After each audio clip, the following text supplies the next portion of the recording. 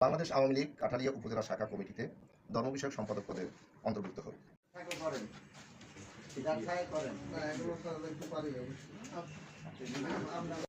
সালে উত্তর তালগাছিয়া নেসারিয়া ফাজিল মাদ্রাসায় অধ্যক্ষ পদে ব্যক্তিগত স্বার্থে কোনো কাজ করিনি এবং আমার মনে হয় না আমি কোনো অন্যায় কাজের সাথে জড়িত ছিলাম।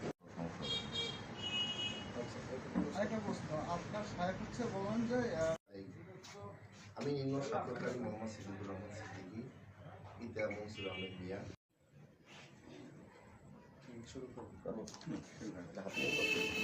সালে বাংলাদেশ আওয়ামী লীগ কাঠালিয়া উপজেলা শাখা কমিটিতে ধর্ম বিষয়ক সম্পাদক পদে অন্তর্ভুক্ত হই।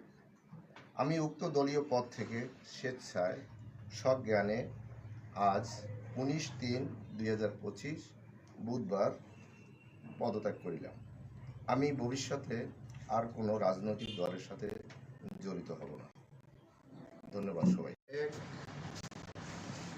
বর্তমান সার্সিনার পিসেবলু মতাজু আলী, আমি তার সাথে পরামর্শ করতে গিয়েছিলাম।